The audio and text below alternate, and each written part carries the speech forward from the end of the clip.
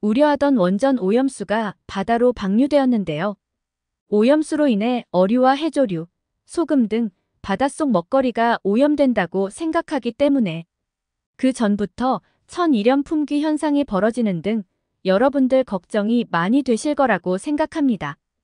과학적으로는 인체에 큰 문제가 없다고 이야기도 있지만 그럼에도 걱정되는 마음은 어쩔 수 없으실 텐데요. 오늘 추천드리는 음식들은 방사능 물질을 효과적으로 배출해 줄 수 있어 알아두시면 좋은 내용입니다. 이런 음식들은 중금속 배출에도 도움이 되니 꼭 알아두시고 꾸준히 섭취하셔서 매일매일 건강하셨으면 좋겠습니다. 무병장수 100세까지 채널은 우리 시청자분들의 건강을 위해 열심히 연구하고 조사했으니 오늘 영상을 끝까지 시청해 주시고 좋은 정보 많이 알아가셨으면 좋겠습니다. 아직 구독하지 않으신 분들은 구독도 함께 눌러주세요. 단지 우리와 일본이 지리적으로 가깝기도 하지만 우리나라의 수산물 소비량이 상당히 높은 점이 우려스러운 부분이실 텐데요. 그저 생선과 해조류뿐만 아니라 국이나 찌개, 반찬에 들어가는 조미료들도 영향을 받을 수 있는데요. 아직 인체에 어떤 영향을 주는지에 대한 이야기로 많은 논란이 있지만 오늘 소개해드릴 식품들로 대비하시면 좋겠습니다. 방사능 배출에 도움을 주는 음식 5가지 이제부터 알아보겠습니다. 방사능 배출에 도움을 주는 첫 번째 음식은 녹차입니다. 녹차에 함유된 폴리페놀은 방사성 물질이 세포 속으로 침투하는 것을 막아주는데요. 녹차잎의 풍부한 EGCG 성분이 방사성 물질의 세포 내 침투를 막고 배출에 도움을 줍니다. 이 성분은 폴리페놀의 일종으로 세포에 침투하지 못한 방사성 물질들을 대부분 소변으로 배출시킵니다. 또한 녹차의 풍부한 카테킨 성분은 중금속을 흡착해 침전시킴으로써 중금속의 체내 흡수도 방지합니다. 녹차의 이런 성분들은 중금속을 분자 상태로 감싸 배출하는 킬레이트 작용을 하여 납과 카드뮴의 경우 최대 70% 이상 제거하는 역할을 합니다. 녹차는 식후 바로 마시면 철분의 흡수를 방해할 수 있으므로 식후 30분에서 1시간 정도 지나고 마시는 것이 좋습니다. 두 번째 추천 음식은 사과입니다. 사과의 풍부한 펙틴 성분은 방사성 물질 중 하나인 세슘 배출에 효과가 있는데요. 방사성 물질인 세슘은 칼륨과 비슷한 화학적 성질을 가지고 있어 우리 몸속으로 들어오게 되면 마치 칼륨처럼 흡수가 되는데요.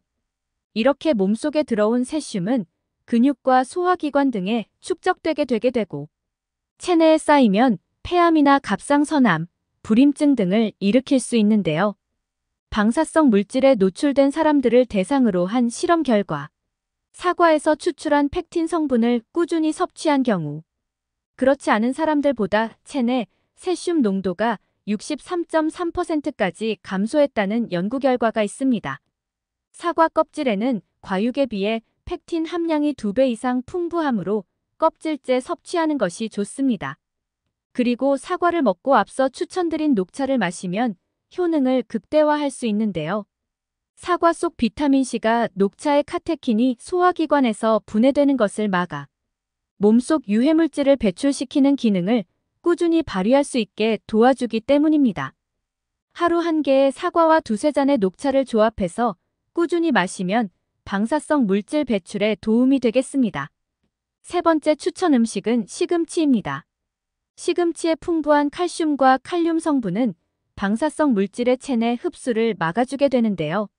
시금치에 풍부하게 포함되어 있는 칼륨은 방사성 물질, 세슘의 체내 흡수를 막고 소변으로 빠르게 배출하는 역할도 합니다. 또한 칼슘을 충분히 섭취하면 방사성 물질 중 하나인 스트론튬이 체내로 흡수되는 것을 막을 수 있습니다. 그리고 시금치와 함께 먹을 때는 콩과 같이 먹는 것이 좋은데요. 콩에 풍부한 비타민 B12가 코발트 배출을 촉진하여 시금치와 함께 방사능 물질 배출 효능을 극대화해주게 됩니다. 하지만 시금치에는 옥살산 성분도 많이 함유되어 있기 때문에 섭취하실 때는 꼭 데친 후 그 물을 버리고 섭취하시는 것이 좋습니다. 옥살산 성분이 체내에 많이 쌓이게 되면 여러 가지 종류의 결석을 유발할 수 있는데요. 시금치를 데치게 되면 옥살산 성분이 절반 정도로 줄어드니 꼭 데쳐서 섭취하길 권장드립니다. 네 번째 추천 음식은 토마토입니다. 방사성 물질의 가장 큰 문제가 세포 손상과 우리 몸속 유전자의 돌연변이를 일으킨다는 점입니다. 이런 현상이 무서운 이유는 손상되고 변이된 세포들이 쌓이게 되면 이런 변이된 세포를 바탕으로 각종 암이 발생할 수 있는데요. 토마토의 풍부한 라이코펜 성분은 방사성 물질로 인한 세포 손상을 방지해주게 됩니다.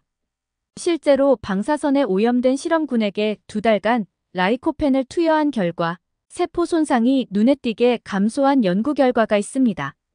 따라서 이런 토마토 또한 꾸준히 드시면 오염물질로부터 우리 몸을 보호할 수 있겠습니다.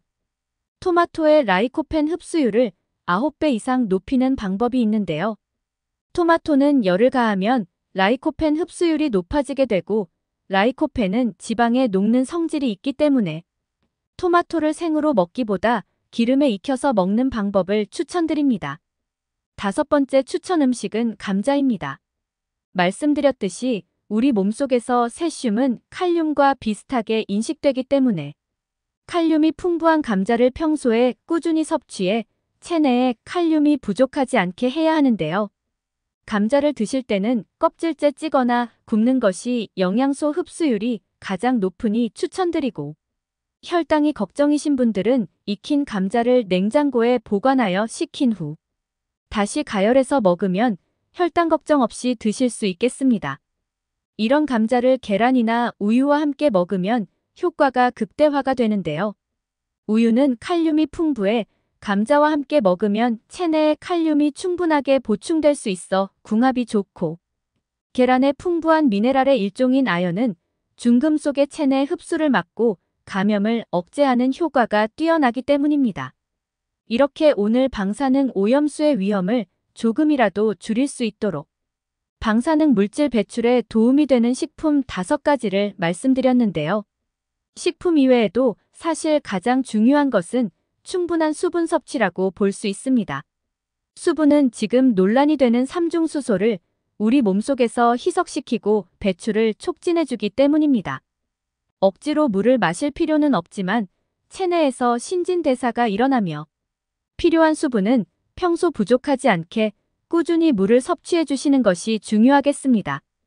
오늘 설명드린 이 5가지 식품을 꼭 기억해 두시고 소중한 분들에게도 이 영상을 많이 공유해 주세요. 구독과 알람 설정을 해주시면 다음번에도 유익한 영상으로 찾아뵙겠습니다. 오늘의 영상도 끝까지 시청해 주셔서 진심으로 감사합니다.